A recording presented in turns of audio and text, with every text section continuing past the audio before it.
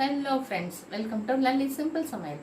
இன்றைக்கி என்ன ரெசிபி பார்க்க போகிறோம் அப்படின்னா, ஒரு சூப்பரான ஒரு காஞ்சிபுரம் இட்லி தான் பார்க்க போகிறோம். காஞ்சிபுரம் தான் எங்கள் அம்மாவோட நேட்டிவ் பிளேஸ். அவங்க எப்போவுமே சொல்லுவாங்க, காஞ்சிபுரத்தில் வந்துட்டு காலாட்டிகிட்டே சாப்பிட்லாம்.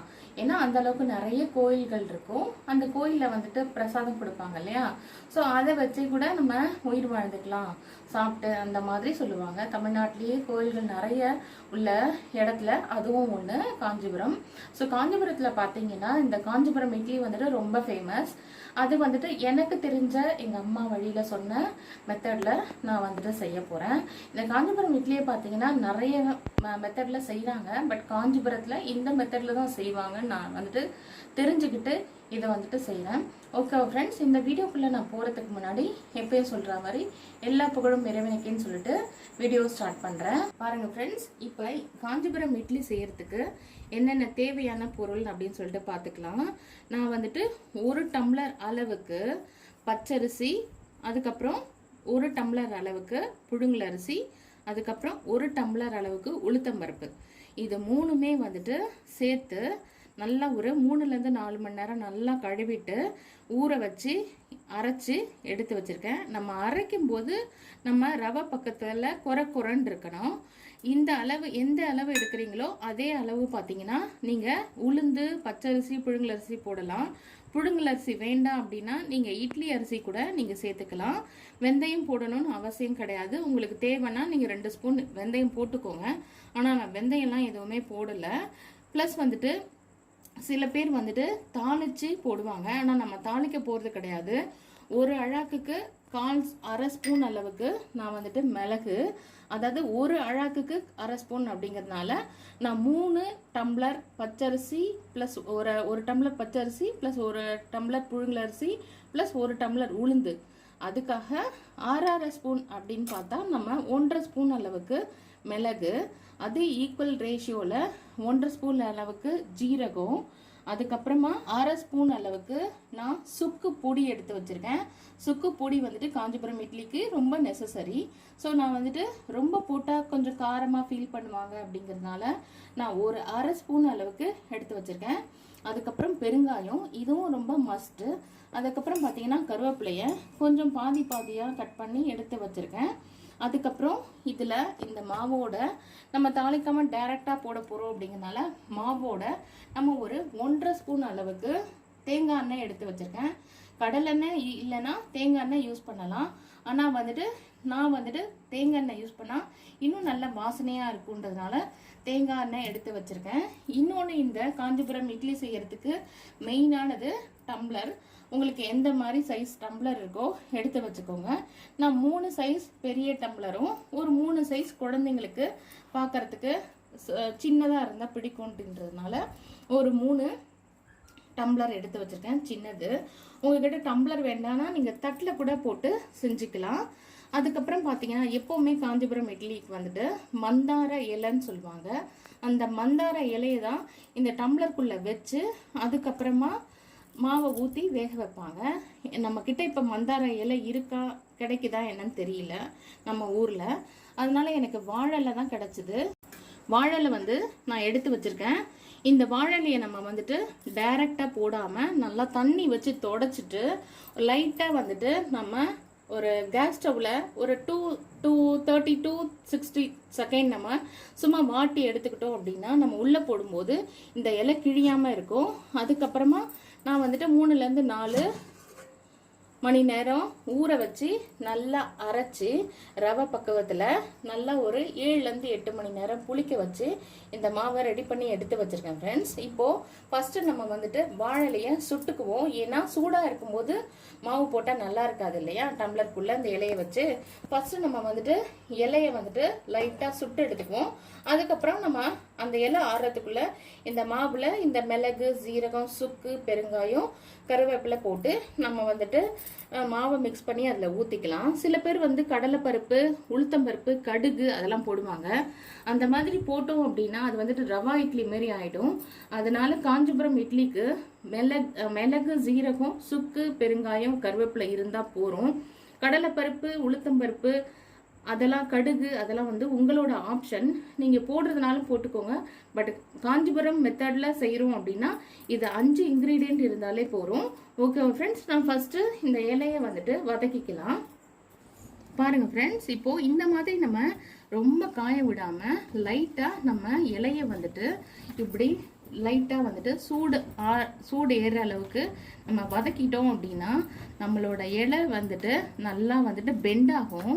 நம்ம வந்துட்டு இதில் விடும்போது டம்ளரில் விடும்போது கிழியாமல் இருக்கும். அதனால இது லைட்டாக நம்ம சூடு பண்ணிக்கலாம். அதுக்கப்புறமா நம்ம மந்தார இலைக்கு பதில் நம்ம இந்த வாழை இலையை யூஸ் பண்ணிக்கலாம். இப்போது பாருங்கள், நம்ம நல்லா இதை சுட்டு எடுத்துட்டு நான் உங்களுக்கு டம்ளரில் போடும்போது காட்டுறேன் ஃப்ரெண்ட்ஸ். பாருங்கள் ஃப்ரெண்ட்ஸ், நான் இந்த இலையை சூடு பண்ணிவிட்டு உடனே நம்ம இட்லி குண்டானோ இல்லை உங்ககிட்ட எந்த பாத்திரம் இருக்கோ மூடி இல்லை குக்கர் இருந்தால் கூட நீங்கள் குக்கரில் கூட வச்சு நம்ம இந்த டம்ளரில் மாவு ஊற்றி வேக வைக்கலாம். நான் வந்துட்டு ஒரு இட்லி குண்டானில் எடுத்து வச்சுருக்கேன். இந்த தண்ணி வந்துட்டு ஒரு 2 கப் அப்படி இல்லைன்னா 2 டம்ளர் அளவுக்கு. ஏன்னா வந்துட்டு இந்த மாவு வந்து வேகிறதுக்கு ரொம்ப டைம் எடுக்கும். ஏன்னா நம்ம குறைப்பாக அரைச்சிருக்கோம் இல்லையா, அதனால வந்துட்டு வேகிறதுக்கு இட்லியை விட கொஞ்சம் ஜாஸ்தியாக டைம் எடுக்கும். அதனால நான் ஒரு 2 டம்ளர் அளவுக்கு தண்ணி ஊற்றி, இல்லை நீங்கள் உங்களுக்கு வேணும்னா இன்னும் கூட அதிகமாக ஊற்றி நீங்கள் இதை சிம்மில் வச்சுட்டு நம்ம இப்போ இட்லியில் என்னென்ன மிக்ஸ் பண்ணலாம்னு சொல்லி பார்க்கலாம். இப்போது நம்ம மாவில் ஒன்று ஒன்றா நான் பாருங்கள் நல்லா குறைன்னு அரைச்சிருக்கேன். இப்போது இந்த மாவில் 1 ஸ்பூன் அளவுக்கு ஜீரகம், 1 ஸ்பூன் அளவுக்கு நான் மிளகு, இதை நான் முழுசாக தான் போட்டிருக்கேன், ஒன்றும் பாதியமாக போடலை. ஒன்றும் பாதியமாக நம்ம நசுக்கி போட்டோம் அப்படின்னா காரம் ரொம்ப அதிகமாக தெரியும். அதனால வந்துட்டு நான் முழுசாக தான் போட்டிருக்கேன். நம்ம கருவேப்பிலை பாதி ஒன்றா நல்லா பிச்சு வச்சுருக்கோம் இல்லையா, அது வந்துட்டு ஒரு 7-8 இருக்கும். ப்ளஸ் வந்துட்டு நான் சுக்கு வந்துட்டு சொன்னேன் இல்லையா, ஒரு 1/2 ஸ்பூன் அளவுக்கு சுக்கு பொடி தான் யூஸ் பண்ணணும், முழு சுக்கு யூஸ் பண்ணக்கூடாது. ஸோ நம்ம வந்துட்டு சுக்கு பொடி ப்ளஸ் வந்துட்டு பெருங்காயம் வந்துட்டு ஒரு 2லேருந்து 3 பிஞ்ச் அளவுக்கு நம்ம போட்டுக்கலாம். அதுக்கப்புறமா நம்ம ஒரு குழிக்கரண்டி அளவுக்கு இல்லை ஒரு 2 ஸ்பூன் அளவுக்கு நம்ம தேங்காய் எண்ணெய் யூஸ் பண்ணிக்கலாம். அப்போ பார்த்தீங்கன்னா உங்களுக்கு வாசனையும் சூப்பராக இருக்கும். அதுக்கப்புறம் பார்த்தீங்கன்னா நமக்கு டேஸ்ட்டும் ரொம்ப அட்டகாசமாக இருக்கும். இப்போ நான் எப்படி இதை மிக்ஸ் பண்ணுறேன்னு காட்டுறேன். பாருங்கள் ஃப்ரெண்ட்ஸ், இப்போது நம்ம நல்லா வந்துட்டு இந்த மாவை மிக்ஸ் பண்ணிவிட்டு இப்போ வந்துட்டு டம்ளரில் வந்துட்டு நம்ம இலையை வச்சு ஊற்றலாம். இலையை வந்துட்டு நமக்கு தேவையான சைஸுக்கு கட் பண்ணிக்கலாம் ஃபஸ்ட்டு. இப்போ பாருங்கள், இந்த மாவு நல்லா மிக்ஸ் பண்ணியாச்சு. நான் இதில் உப்பு போட்டு மிக்ஸ் பண்ணிட்டேன். அதனால வந்துட்டு இதில் நான் உப்பு சேர்க்கலை. அரைச்ச உடனேவே நான் எப்போவுமே உப்பு சேர்த்துருவேன். அதனால் நான் வந்துட்டு உப்பு முன்னாடியே சேர்த்துட்டேன். நீங்கள் சப்போஸ் முன்னாடி உப்பு சேர்க்கலை அப்படின்னா இந்த ஸ்டேஜில் நீங்கள் சேர்த்துக்கோங்க. இப்போ நான் டம்ளரில் இலையை வச்சுட்டு ஊற்றுறது எப்படின்னு காட்டுறேன். பாருங்கள் ஃப்ரெண்ட்ஸ், நான் வந்துட்டு டம்ளரில் வந்துட்டு இந்த மாதிரி இலையை சுற்றி வச்சுருக்கேன். உங்களுக்கு வாழை இலை கிடைக்கலனாலும் பிரச்சனை கிடையாது. நம்ம வந்துட்டு வாழை இலை இல்லாமல் டம்ளரில் கூட சுற்றி எண்ணெய் தடவிட்டு நீங்கள் டைரெக்டாக கூட நீங்கள் அப்படியே கூட போடலாம். என்கிட்ட வாழை இலை கிடச்சிதுங்கிறதுனால நான் போட்டிருக்கேன். ஓகேவா? இப்போ நம்ம வந்துட்டு இதில் மாவை ஊற்றிக்கலாம். மாவு வந்துட்டு ஃபுல்லுமே ஊற்றக்கூடாது. டம்ளர் ஃபுல்லுமே நம்ம ஓரளவுக்கு முக்கால்வாசி வர அளவுக்கு தான் நம்ம வந்துட்டு மாவு ஊற்றணும். ஏன்னா நான் மாவு வந்துட்டு பொங்கி நல்லா மேலே வரைக்கும் வரும். அதனால் வந்துட்டு நம்ம முக்கால்வாசி அளவுக்கு ஊற்றி அப்படியே டைரெக்டாக நம்ம வந்துட்டு இட்லி குண்டானில் வச்சிடலாம். பாருங்கள், இப்போ இந்த மாதிரி முக்கால்வாசி அளவுக்கு வர அளவுக்கு நம்ம வந்துட்டு நம்ம வச்சுக்கலாம். பாருங்கள் ஃப்ரெண்ட்ஸ், நம்ம இப்போ டம்ளரை வந்துட்டு இந்த குண்டானில் வச்சுட்டோம், இட்லி குண்டானில். இப்போ அதை நல்லா கொதி வந்துடுச்சு. இந்த ஸ்டேஜில் நம்ம மீடியம் ஃப்ளேமில் வச்சுட்டு நம்ம இட்லி மூடியை போட்டு வேக வைக்கலாம். இது வேகிறதுக்கு கண்டிப்பாக ஒரு 20-25 மினிட்ஸ் ஆகும். நம்ம வெந்துருச்சா என்னன்னு சொல்லிட்டு அதுக்கப்புறமா ஒரு நைஃபோ இல்லை ஒரு ஸ்பூனோ விட்டு நம்ம செக் பண்ணிக்கலாம். ஓகேவா ஃப்ரெண்ட்ஸ்? இப்போ நான் இதை இட்லி மூடி போட்டு ஒரு 20 மினிட்ஸ் வேக வைக்க போகிறேன். ஃப்ரெண்ட்ஸ், ஒரு 20 மினிட்ஸ் நல்லா வந்துட்டு இது வெந்துருச்சு. இது பாருங்கள், பார்க்கவே எவ்வளோ நல்லா எழும்பி நல்லா வந்திருக்குன்னு சொல்லிட்டு நம்ம டம்ளரில் வந்துட்டு முக்கால் அளவுக்கு தான் நம்ம வந்துட்டு மாவு போட்டோம். இந்த பாருங்கள் எவ்வளோ சூப்பராக எழும்பி வந்திருக்குன்னு சொல்லிட்டு. இப்போ இதில் நம்ம நைஃபோ இல்லை ஒரு ஸ்பூனோ இல்லை ஒரு ஸ்டிக்கோ வச்சு குத்தி பார்த்தா பாருங்கள் கொஞ்சம் கூட ஒட்டவே இல்லை. இந்த ஸ்டேஜில் நம்ம ஆஃப் பண்ணிவிட்டு நம்ம இந்த டம்ளர் இட்லியை ஒரு தட்டில் நம்ம பிளேட் பண்ணலாம். பாருங்கள் ஃப்ரெண்ட்ஸ், இப்போது நம்ம இட்லியை அப்படியே எடுத்துடலாம். நம்ம வாழை இலை வச்சுருக்கோம் அப்படிங்கிறதுனால இந்த பாருங்கள் சூப்பராக வந்துட்டு ஒட்டாமல் அப்படியே சூப்பராக நமக்கு இட்லி வெளியில் வந்துருச்சு. நம்ம நைஸாக வாழை இலையை அப்படி இழுத்து கூட எடுக்கலாம். இந்த பாருங்கள் எவ்வளோ சூப்பராக ஒட்டாமல் நமக்கு இட்லி ரெடி ஆகிடுச்சுன்னு சொல்லிட்டு இந்த பாருங்கள் இப்படி வாழை இலையை இழுத்தாலே சூப்பராக நம்மளோட இட்லி வெளியில் வந்துடும். இப்போ வாழை இலையை நம்ம எடுத்துடலாம். எடுத்துட்டு இந்த வாழையோட ஃப்ளேவரோட அவ்வளோ சூப்பராக இருக்கும் நம்மளோட இந்த காஞ்சிபுரம் இட்லி. இதை பாருங்கள் எவ்வளோ சூப்பராக நமக்கு காஞ்சிபுரம் இட்லி டம்ளர் இட்லி ரெடி ஆகிடுச்சுன்னு சொல்லிட்டு எவ்வளோ சுட சுட அப்படியே இருக்குது பாருங்கள். இங்கே பாருங்கள், இதை இந்த டம்ளர் இட்லியை நம்ம கட் பண்ணி கூட சாப்பிட்லாம், இல்லை அப்படியே கூட நீங்கள் சர்வ் பண்ணலாம்.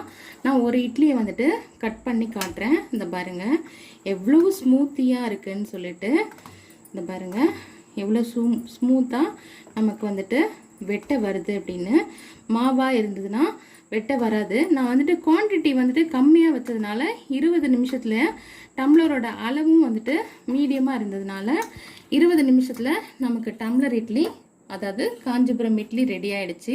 இது கூட நீங்கள் புதினா சட்னி இல்லைன்னா வெங்காய சட்னி, அப்படி இல்லை பூண்டு சட்னி, இல்லைன்னா நீங்கள் மிளகாய் பொடி அது கூட வச்சு சர்வ் பண்ணலாம்.